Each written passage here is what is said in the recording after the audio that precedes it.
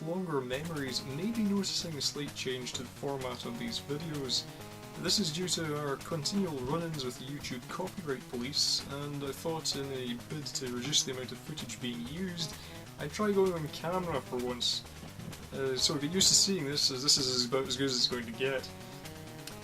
Although I did think, to markedly change to a new format, I'd discuss a live-action adaptation of something, in this case, the first of the Golgo 13 live-action films.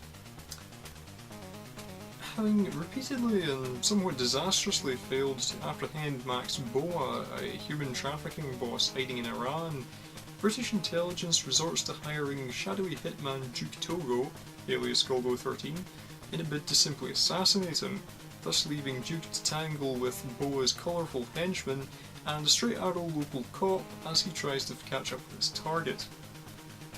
The film was released in 1973, not that long after the beginning of the Golgo manga, but just long enough that the series was starting to get into its stride, and although it's not based on any specific Golgo adventure, it was actually penned by series creator Takao Saito, and impressively it also stars popular tough guy actor Ken Takakura as Golgo, which I think is quite an impressive bit of casting, as I often wonder if Golgo's distinct visual appearance may have actually been based, at least in part, on Takakura originally.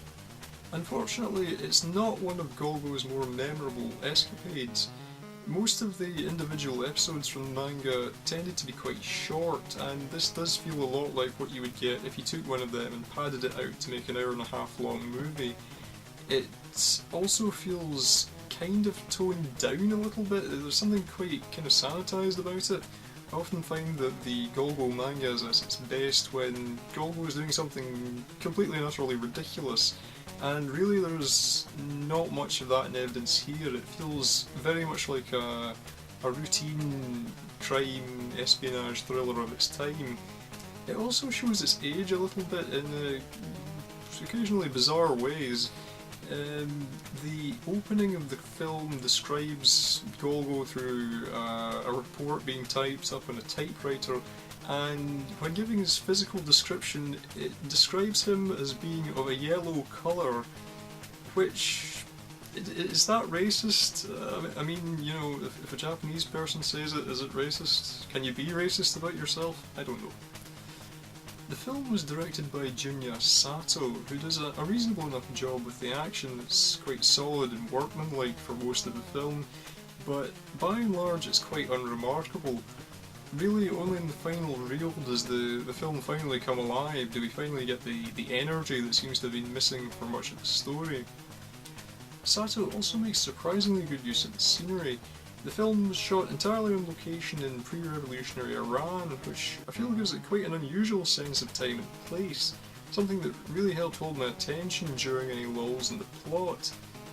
Intriguingly, it was also cast almost entirely using local actors, although it's difficult to tell how well they do at this, as they're all dubbed over into Japanese, and it's also quite difficult to put any names to faces, as there doesn't seem to be any kind of reliable English cast list available for the film. Amusingly, about the only other definitely named actor in the film is Yasuo Yamada, the original voice of Lupin III, ironically enough here playing the local police inspector.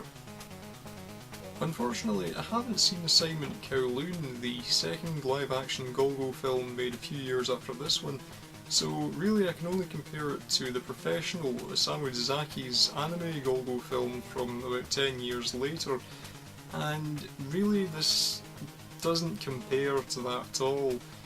This just isn't as artfully crazy or as clever as the Zaki's film, and it doesn't really capture the essence of the manga in the same way either.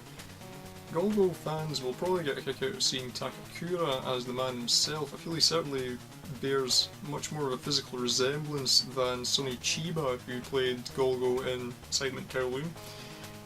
But at the same time, I don't think Takakura quite has the air of menace about him that the character really needs, and it's difficult not to wonder how it could have been if someone like Tetsuya Watari or even Toshiro Mifune had been playing Golgo.